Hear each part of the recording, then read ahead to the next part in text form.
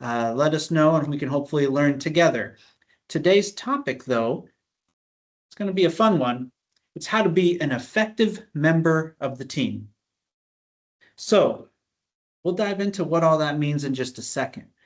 But I know that we all exist in different teams, whether it's your division, whether it's across your department, maybe it's across the entire city and or county, but we exist in different teams and groups throughout any given day. So in today's session, we'll explore a little bit about what each one of us can do to not only be an effective individual on the team, but help bring that team up to be operating at a high level. And I will start by introducing myself for those I don't yet know personally. Welcome to today's session. My name is RJ Vega. I'm the Culture and Organizational Development Manager here at Human Resources.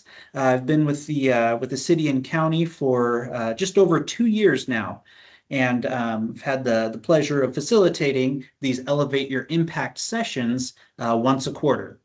And then we're also joined by Christy Hernandez. She is the division leader for the Learning and Organizational Development team here at Human Resources. Shout out to Christy for helping us with all the technology, the chat, and any odds and ends that might come up along the way by facilitating the technology. So thank you, Christy. All right. Excellent. Hey, Autumn. Hey, Bob. Welcome. Very good. Let's see what we're going to talk about today. So how to be an effective member of the team. So we're going to focus on what do we mean by the team? It's all about the team. I don't know if anybody played a lot of sports. Maybe you currently play, maybe you play a lot growing up, a lot of team sports, but many coaches will stress that, it's about the team, think of the team. So we'll explore a little bit about that to kick us off, and we'll explore what helps a team function well. So what is it when there's that group project, that task that requires everybody to contribute in a productive way? What is it that helps them be able to achieve those goals? And I know some of you in the chat talked about having success with that. So definitely want to turn to you all to share any nuggets of wisdom that you've encountered along the way. Where do I fit in? So yeah, we'll talk about the team, but then we'll zero in on us as individuals, each one of us, our role on the team, what we can do and what we cannot do that will be an important factor in elevating that team's performance. And I think if you're here today, it's because you have the curiosity, you have the desire to want to elevate your own impact within the teams that you participate in. We'll stretch for success. And no, I'm not talking about getting out of your chair and stretching, although that would be nice. That might be under the wellness banner on that one.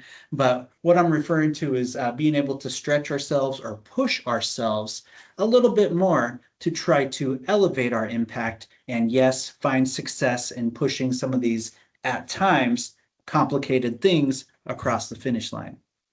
Then we'll close out the hour. I know it's going to go fast, so let's dive right in. And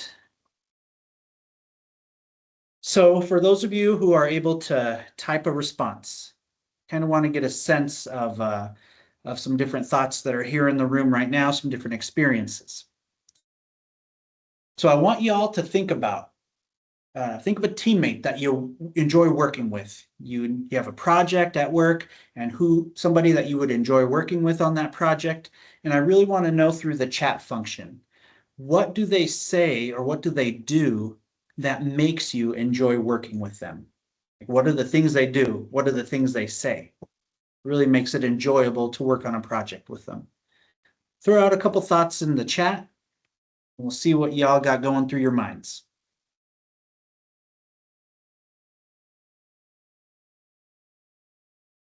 What do they do or what do they say that makes you enjoy working alongside them?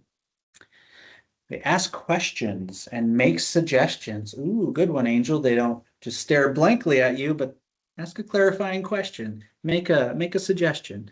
They're accountable, Hannah. Yes, they take ownership of a task, clearly communicate if they need help. Ooh, that's a big one. If they can handle the part they took on. Mike says a positive attitude and understanding their role. Yep. Bridget, hey, welcome, Bridget. They're even-tempered. They're reliable, easy to talk to, receptive to feedback. Ooh, y'all are spot on. Always have had positive outlook and brought very creative solutions. I like that. Yeah, thanks, Bob. Christy says they have a positive, open attitude. They riff off ideas with me, so we build cool things together. That's a good one. When you find that rhythm, that dynamic, and you're able to just brainstorm and imagine and start to create some different things.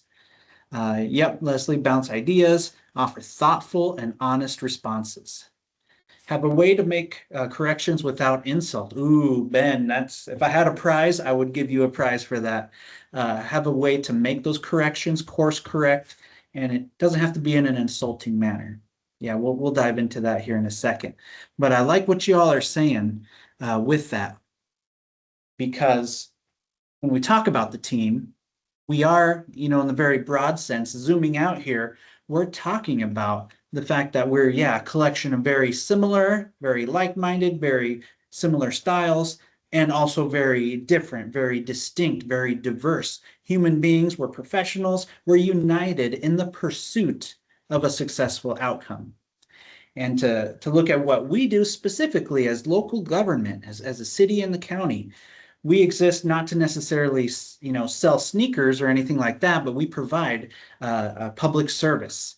We interact with all residents, we serve all residents, and we provide a very important service to them in one way or another.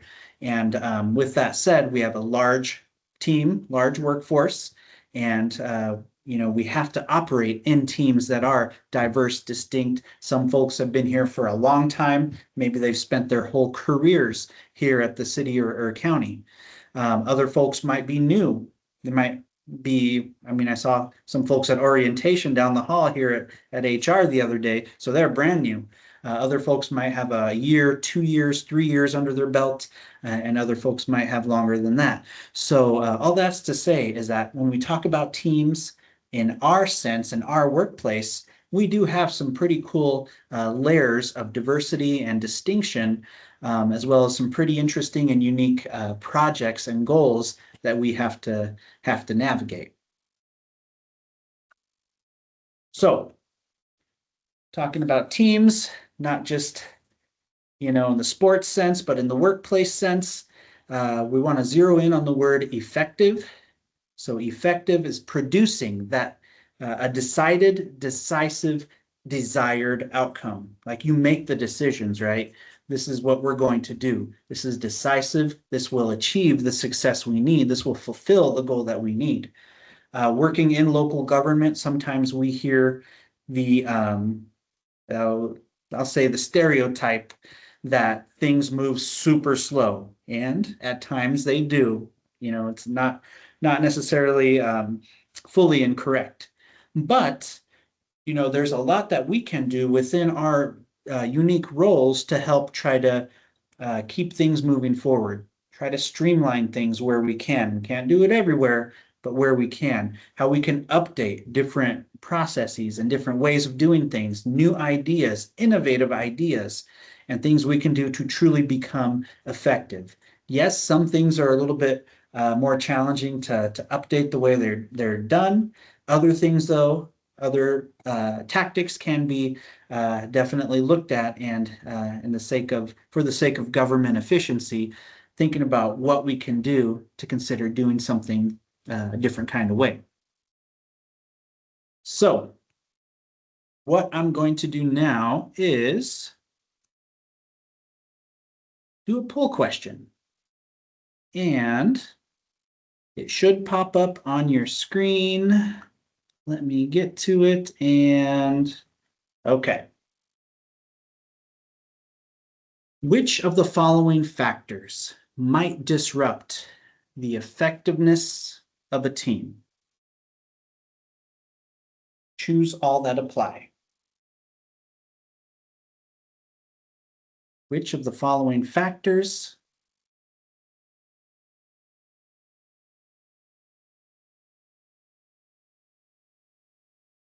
might disrupt the effectiveness of a team? I'll just hit one there, what I think, and let's start seeing the responses. Oh, okay. Roster changes. People people arrive, people they're new, other folks move on, maybe they get a promotion, maybe they do leave the city or the county. Do the goals shift?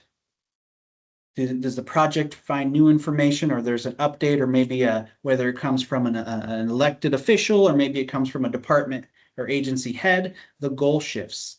Are there new leaders, leadership changes? We do deal with elections. We do deal with leaders transitioning on. We have deputy leaders, all kinds of layers to that. And then you. What do I mean by you?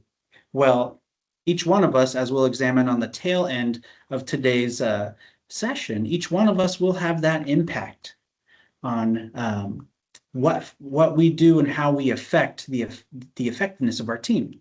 So, and continue to add your responses if you still need a second to think through that.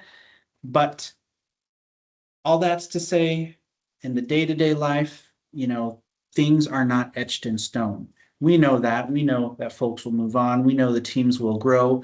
Might be budgetary considerations. Teams might have to even trim down. A whole lot of factors are in play, not just in our world here in local government, private corporations, etc.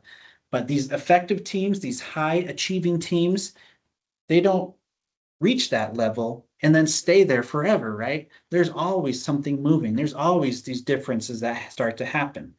And so I really want to kick off with just saying that what we talk about today, and when we identify some of these different indicators of high functioning teams and each one of us as individuals, we have to approach this with just a continual willingness to adjust, to grow, to learn, to reconsider, because in some cases, when we don't do that, that's where some not so glamorous things may start to happen.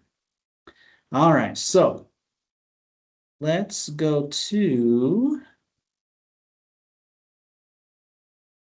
question for y'all. So, using the chat function, have you ever worked on a team that didn't feel like everyone was going in the same direction? What made it feel not great? Type an answer or two in the chat. If you've ever worked on a team where it felt like, you know what, everybody's not on the same page, we're not going in the same direction. How did it feel and what made it feel, I'm assuming, not so great?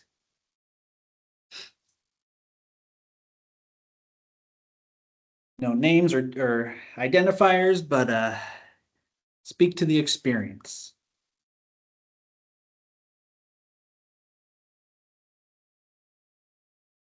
Starting to see some answers come in. Favoritism, oof, not communicating. Others, some teammates weren't held to the same standard or expectation. They were able to do less. Tension between members and how that starts to creep up and affect the work that we do. Frustration because they're not in agreement or taking responsibility. Exactly, Shelley, the accountability. Bridget says, yep, goals not clearly defined. Ooh, what happens when we don't know where we're going? Everyone had different ideas. It's not a bad thing, but it, can really foster a sense of chaos in the environment. Goal or objective, not same or clear. That's a big thing. I see Mike and Leslie speaking to that. Poor communication, changing, shifting goals, favoritism. Yeah, lack of resources. The lack of resources thing too. Yeah, definitely keep that in mind. And others keep typing some thoughts. But we work on these teams and we start to get a sense pretty quickly when everybody's not going in the same direction. And so to counter that, we have to examine what helps a team function well. And you all were quick to hit that point on the head, those clear goals and the shared purpose. When we all know where we're going and we have a sense of what it takes to get there. And that's people from leadership levels all the way on down to individual contributors. We have that clarity, then we can start to see some really good movement start to happen, because that will align our decision making.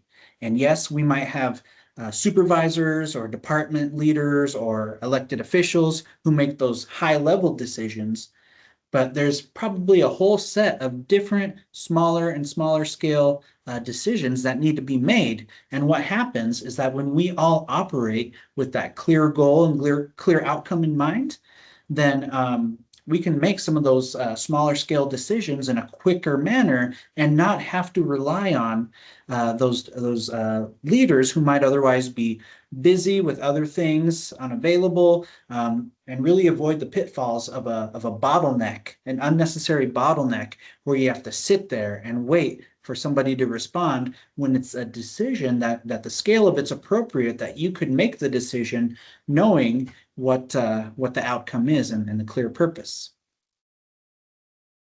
Our collaboration, that gets enhanced because it turns these distinct individual tasks, we have a bunch of them in depending on our project, but it then becomes a coordinated effort. Okay, there's that communication, there's that breaking down of different pockets or silos, but we can actually work together and collaborate with one another effectively, and then we can try to produce whatever we have to do. Motivation. I don't know about you all, but when I'm on a team and I see folks are operating at that high level, we're being clear with our goals, we know where we're going, to me, that motivates me. That motivates me that I can't just be on cruise control and yeah, I'll do whatever. No, I need to bring my A game, and hopefully, that spreads to others, right? And that's how it goes, because that motivation, you see really quickly when your teammates are operating at that high level, and hopefully, you too will give that sense to your fellow teammate, to engage and to see how your task, whatever that task may be, how it fits into what the larger, bigger, goal or mission is. See the impact that you have. Sometimes it might feel, hey, if I'm doing all this hard work and I don't know what happens to it, that can be discouraging. But when you are able to see the contribution happen, then that makes a big impact. All right. So I want to talk a little bit about trust. And I know some of y'all alluded to this in your comments. But using the chat function, just real quickly, what does trust mean to you when you're on a team? I mean, just authentically, what comes to your mind? What do you look for? What is meaningful to you when it comes to trust?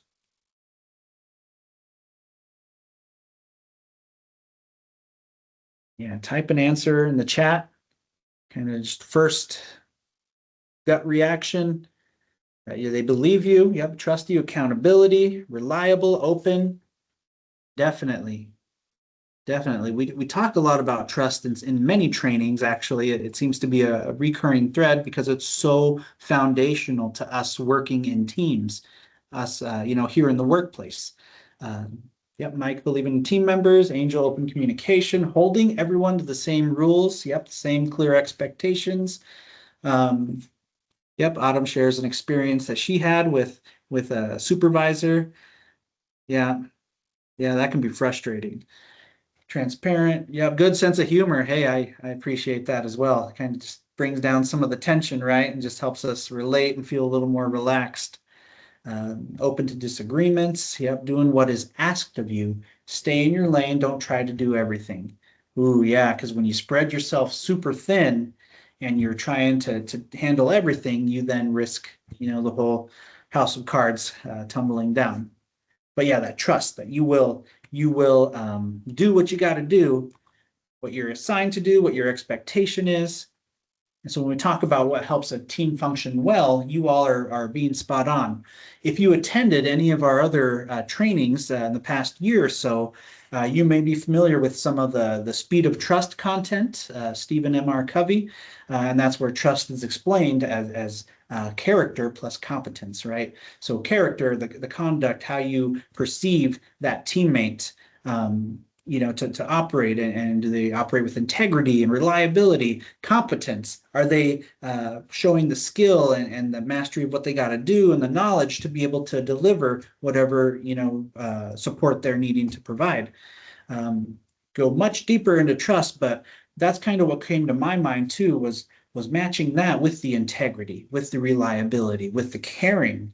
Because if a teammate shows to me that they don't care, this is whatever, this is blah, then that's very kind of brings it down for me too, right? And hopefully, I in turn would be one to show that this is something that is meaningful. So yeah, trust, and then another aspect of that, psychological safety. And some of y'all might be familiar with this concept depending on the work you do. But this does refer to that feeling of feeling safe and free. And if you need to ask a bold question, if you share a concern, ask for help, take calculated risks without fear of any sort of retaliation or being placed in a disadvantage or in a harmful sort of manner. So psychological safety is existing in a workplace here where we do have that feeling of safety and feeling of freedom to be able to at times professionally push back, ask questions, and arrive at where we need to arrive to.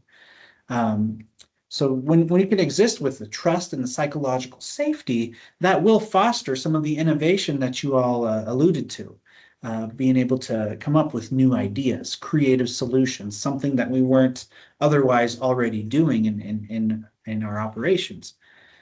Continuous learning. We don't know it all. And anyone who tells you they know everything about everything, that should raise a red flag, right? The continuous learning and reducing potential blind spots. That means, stress testing an idea. We can have these great ideas, but if we're not really thinking through what potential things we're not seeing, what gaps might exist, then we might take that idea further down the road, and then it becomes apparent, and then we've lost time, when earlier in that timeline, by having the contributions of really a diverse set of perspectives, we can hopefully stress test those ideas and move our projects forward. See a little bit of action there in the chat.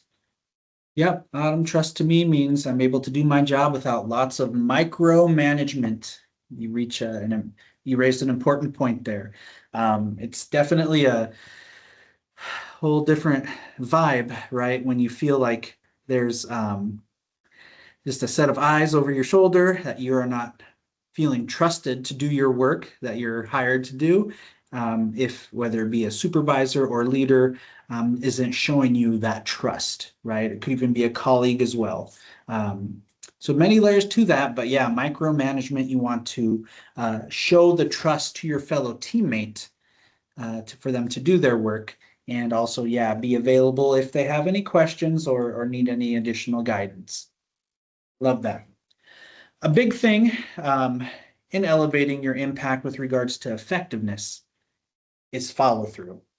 And I want you all to respond in the chat to something here.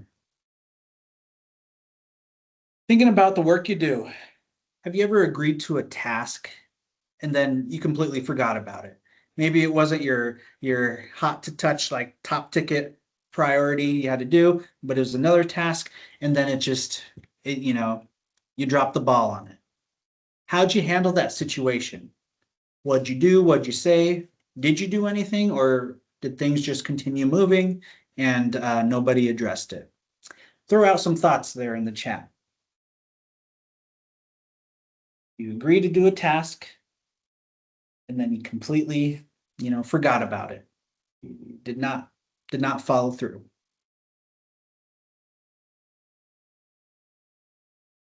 Apologize with humility, Christy, and pick up that ball. Yeah. Bob says, took ownership of the error and then perform the task. Show accountability. Be honest. State the reason. Yeah, state what you can do to remedy. Yep, work to repair, right? No excuses. Hold myself accountable. There's that old saying, no excuses, just results, right? So, yep, Shelley, stay on my mind, bring it up later. Yep, wanting to clarify deadline and the impact of the project. So you can't just let it linger too long. You want to circle back at the appropriate time and have that accountability. Yep, ownership and growth from it. Yep. Task. I carry a notepad with me now because, Autumn, that's a good tactic. Little notepad, a way to write down some of those things. I mean, In my experience, there's some of the high priority things that you know for sure, like there's no way that's not going to be etched into your mind, things you have to do. But there's sometimes other tasks that aren't as high priority. And for my own experience, yeah, any sort of little notepad. I do sticky notes a lot of time. I don't know if anybody else out there does sticky notes, little things like that to help me stay accountable. Others have utilized spreadsheets, reminders on the calendar. If anybody's a fan of any of those methods, show some love in the chat there. But what helps keep you honest and accountable with regards to follow through. And yep, to Ben's point, apologize. And yep, post-its. But yeah, you have to own up to what happened. So going back to what's helping that team, that overarching team function well and operate in a high manner, you all are speaking to this, those accountable behaviors, that follow through. You do what you say you're going to do, even if no one asks about it. And that's the thing I've observed, and I've been guilty of this at times too. There might be a task or something. Hey, I'll forward this email to you. It might help you out with what you're working on or something like that. Not super high priority, but still something I said I was going to do. And then I drop the ball. And you know what? I know that other person's busy and maybe they forget about it too, but that still doesn't mean like I didn't drop the ball, and that's a part of my reputation. And I would not be pleased if later on down the road I'm with that teammate again and they're asking for something, and if they realize, you know what, RJ never sent me that thing, I wonder if I can fully count on him to deliver. I would not want to project that sort of image. So the follow through is going to be super key, even if it's bigger scale, lower scale, still following through. Y'all spoke to owning your mistakes. Say it out loud. If you, speaking to that person, email, whatever, that accountability. Hey, I made a mistake and this is how I'm going to work to repair. And then a quick note here of modeling these behaviors, because these sorts of accountable behaviors, and we touch on this in other trainings too, but this stuff is contagious, right? This is stuff that others see, others pick up on, and likewise, the opposite can totally be contagious as well. When folks are not holding themselves accountable, then we start to talk about the blame game. It wasn't me, it was so-and-so. And they'll say, well, what about so-and-so? Or I didn't, then it becomes more about who's at fault and not about who's going to fulfill whatever that task is. So just a quick plug for the fact that, folks are always watching one another with these sorts of behaviors, whether it's subconsciously or not, and we tend to find these things contagious. So hopefully it's the things that stress accountability and not the opposite. So what I'm going to do now is I'm going to launch a poll for you, and I want to hear from you all as you're reading through the question. When you have something timely to share out with your team, what communication method do you turn to first? So the poll should have popped up on your screen, and you have something timely to share out with your team. What communication method do you turn to first? Face-to-face, phone call, email, a Teams instant message, Teams channel post, if anybody likes that method, or other.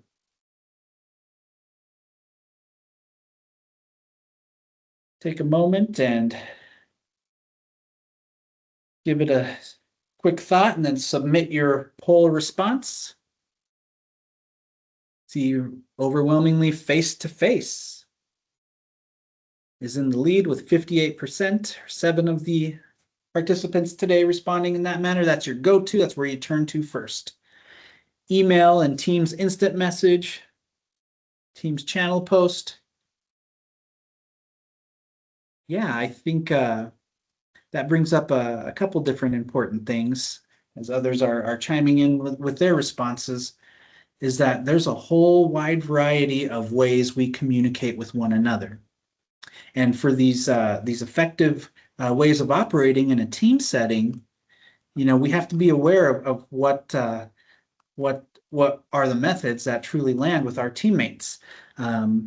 Bridget says prefer face-to-face, but follow up with an email. Ooh, I like that. Ooh, you're spot on there, Bridget. Face-to-face, important teams. Yep, teams, and it's documented. And okay, yeah. I think you all are hitting the nail on the head here. So strong communication, but structured too, right? And you're alluding exactly to that. Proactive, it's early in the timeline, early in the process. You make sure you get it out there, right? Early and in more than one way, because I don't know about your all's teams, but some of the teams that I operate in, some folks are more email sort of is their main way, email centered. Others are more teams.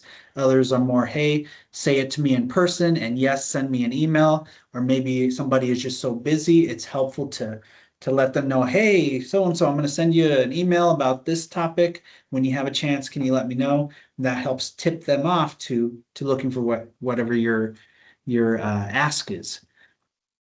Shared expectations. So there's that clear buy-in from everyone of what the expectation is in your team. We communicate through email, or we have this channel, this Teams channel. This is how we're going to communicate, and try to do timely responses so things don't linger, become forgotten, become deprioritized. And those transparent threads, depending on what your role is, maybe something like emails, making sure you CC the appropriate people, even if this is not something that's top of mind for them at this stage in the process. That helps keep them looped in, because maybe they have to pick things up at a later stage, but they already have a thread where they can see what's been happening, right? So to Hannah's point, yeah, keep it documented, because folks can then go back and see where the conversation was earlier. Exactly. And then, just want to uplift that we are stronger together, right? And all of us on the team, if we have, going back to the clear sense of what that communication is, we have the same communication, we're able to then navigate that. And then, many people having the same info to then operate off that. It's where those bottlenecks happen, where things can get a little chaotic, where, one teammate's operating knowing more information, other one's operating not knowing all the details. And that just will make you risk a lot of time and lost effort. Oh, Bridget says documentation has saved me many times. Me too. That's a good point. So zeroing in, then we talked about the teams, the effective teams. So where do I fit in? Me as an individual wanting to be an effective member of the team. So this is where we grab that metaphorical mirror and just take a look at the reflection, right? So I want you all through the chat to answer a short and pretty quick question. It's what comes to mind. But the question is, what is it that you bring to a team? What would you say that you bring to a team? No judgment, totally authentic. What is it that you bring to a team? Awesomeness. Yes. I bring some good treats sometimes. Definitely. Point of view, using, yep. Experience, perspective, efficiency plans. Ooh, yeah. Some folks are wired to really think through how to make things efficient and actually, make them happen. Positivity, that's a big thing. Yep. Energy, note-taking, documentation, follow-up. Excellent. Creativity, process, logic finding, the logical view. Exactly. So each one of us brings a variety of different things, and yep, keep them coming through the chat there. And so what I want to do now, as you all are thinking about how you are contributing, currently, I want to go a layer deeper. And there's a very quick assessment here. I want to help guide everybody through this. This is where you'd respond to how you think you are, how you perceive you are. not how you'd like to be, but how you authentically perceive you are at this stage in your career. The answers are anonymous. This will be through a multiple choice, through a poll question. So we'll be able to see kind of the aggregated who's in the room sort of feel, but it won't be attached to your name. But what this assessment entails, there's going to be a couple different statements here that there's going to be stars, that Likert scale, right? 5 stars, from never to always. And so you will then indicate based on the statement if that's, what the appropriate response is. From never, rarely, sometimes, often, and always. So to get us going here, I'm going to send the first question to the group. And all right, question 1. I communicate clearly. Never through always. I communicate clearly. Go ahead and rate yourself on how you think you do that.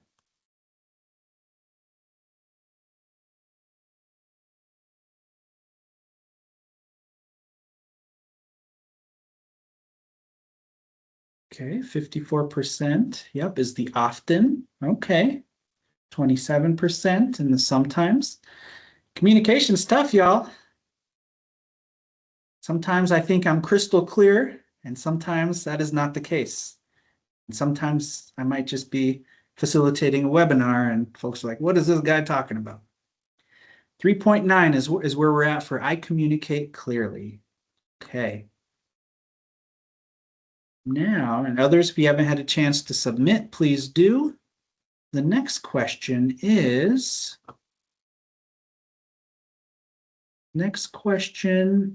getting launched now. I follow through in a timely manner. I follow through in a timely manner. Go ahead and rate from never to always where you think you land in accordance with that statement. Talked about follow through.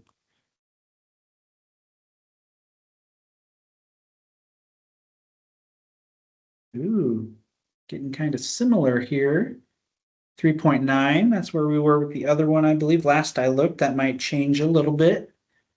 I follow through in a timely manner. 72% did say the often response. Very good. Then we'll get number 3 here.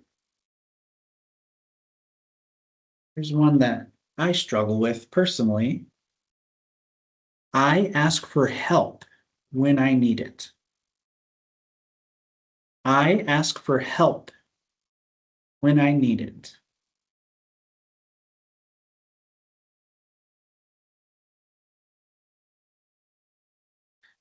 Ooh, okay. Still shifting a little bit, but sitting a little bit lower at a 3.2, 38% do the sometimes response. That's the one in the lead. However, often, the 4th star there is at 30%. All right. Next one. I proactively offer help to someone in need. By proactive means they don't ask for help. They don't ask me for help, but I proactively offer help to someone in need.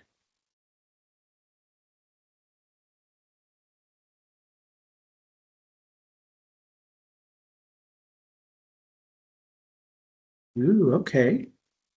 Jump back up there. Yeah. So the often is where a lot of folks in the room are landing and thinking about situations where you want to be respectful to that person if they're working on it, trying to figure it out, but also, hey, if they're struggling, sometimes a friendly face and invitation can go a long way. Ooh, here's one. I admit when I've made a mistake. I admit when I made a mistake.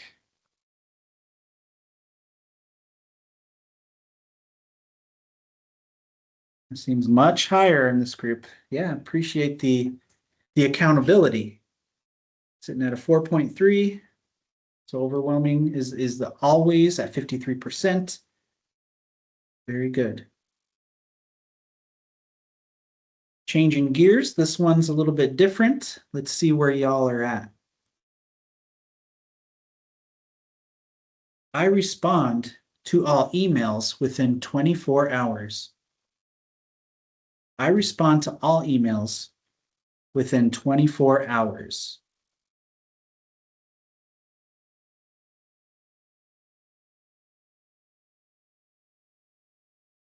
Ooh, okay, we were sitting at 3.8, now we're at 3.5. Very good, 50% hit the sometimes response. It can be tough. Sometimes those emails might sit in the inbox before you know it. Day passes, 2 days pass. That's not good. Other folks, however, and if anyone has any strategies for this, throw this in the chat. But some folks operate with like a clean inbox. Before the end of the day, things are responded to, or at least put in motion. So that way somebody is not hanging back and lingering on wanting to hear from you. So if you have any insights for strong email game, throw it in the chat there. Here's one in my, might change gears a little bit here. I can pick up the phone and make a cold call. What that means, I can talk to somebody on the phone there, not having a previous relationship or connection with them, somebody you don't know.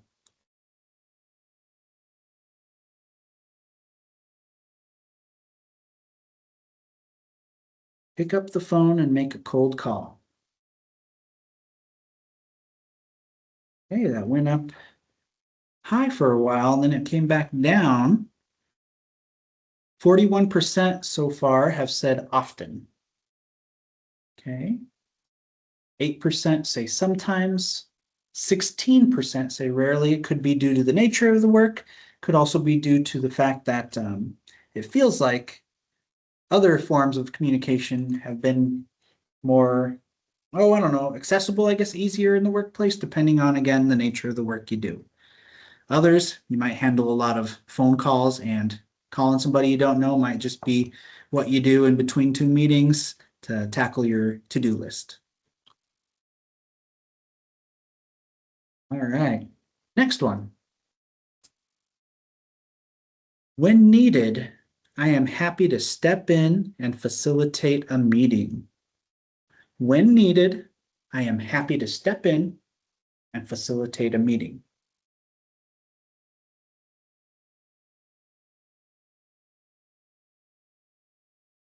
Does anyone ever feel like that's intimidating? It sometimes can be, depending on your comfort level with that sort of thing.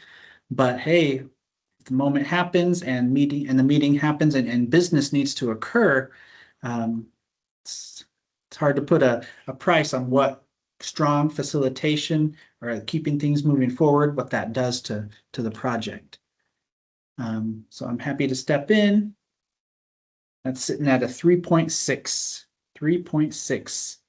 Some folks might often facilitate meetings, so it's maybe just another day to them. Other folks may not, just in the nature of the work they do, facilitate those meetings. So it might be a stretch, right, to step in and do such a thing. Do two more here. Number 9 says, I do well presenting in front of large groups, whether it's actually some sort of a presentation, or maybe you have to share some sort of an announcement, an update with a large group of people. I do well presenting in front of a large group.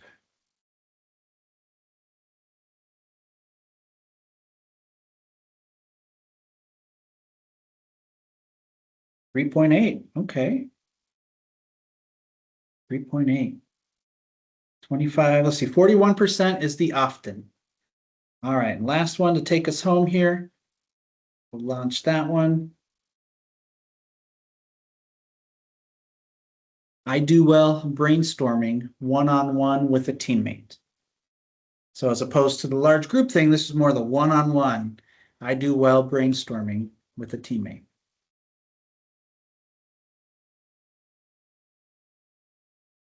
Ooh, that one's really high. 4.7. See some more answers coming in, but 70% say always. That one-on-one. Okay, moving a little bit, 58% now, 4.5. Okay. So, and others feel free to submit your response if you haven't yet already. And what these questions, the reason behind them. Were any of the questions or situations more challenging than others for anyone out there? I mean, depending on the work you do, some of this might not be the things you normally do. And that's what I'm alluding to. Check the chat there, throw out a response if any of those questions you found to be a little more challenging. Bridget says, oh, yep, disconnect there. It's a balancing act, right? To feel like a bother when you don't want to feel like a bother when you ask for help, but you don't want anyone else to feel like a bother. So yeah, it's kind of gauging the comfort level for offering help. Ooh, okay. Brent, categorizing with colors and to-do items in your inbox. Nice. Autumn uses flags. Yep, excellent. Oh, Mia, that's a good one. I saw your email. I'll get back to you soon instead of leaving them alone floating in the universe. Yeah. All right, we'll jump down here. Any of the questions more challenging? Asking for help. Yep, I'm very independent, says Autumn. That is the same. Sometimes it can be a little tough there. So there's a full list of questions. We did 10 out of the 15, but really just wanted to get you all thinking about how you will fit into a larger team setting where, hey, when all the work stays all the same all the time, there's not a whole lot of unexpected or pivots that need to be made. But what happens when it does? What are your strengths? What are your areas where you are on top of things? And with that said, what's the conversely to that? So where do I fit in? There's that mindset of starting with your strengths. What do you do well? What do you enjoy doing? What gives you passion and fulfillment? And then building out from there. There's a quote that I want to share with y'all from Don Clifton, if anyone's familiar with Clifton's strengths. But the quote here regarding strengths is, nobody comes up with a list of characteristics that describe all leaders, every leader. What leaders have in common is that each really knows their strengths, has developed their strengths, and can call on the right strength at the right time. So, we talked about teams always changing and, situations always changing.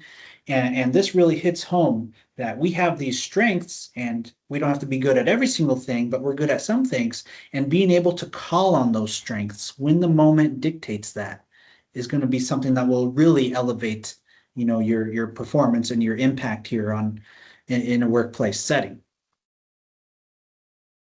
Now, if you say you're good, I got my strengths, I'm good, this is what I do, that's how I am. What happens if that's your only thing? You go overboard, I'll take care of all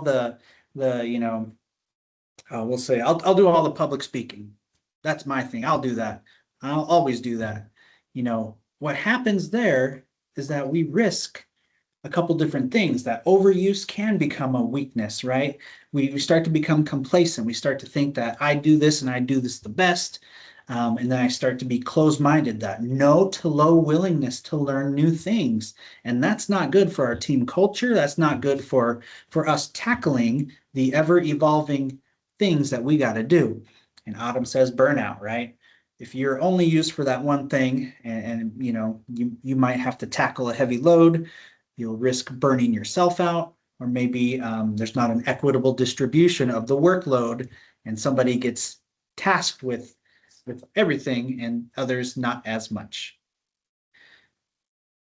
So really want to round out this conversation as we finish the hour here shortly, talking about stretching for success. So why do we stretch?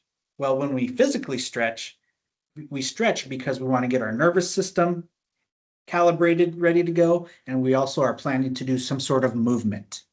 We're planning to jog, we're planning to work out.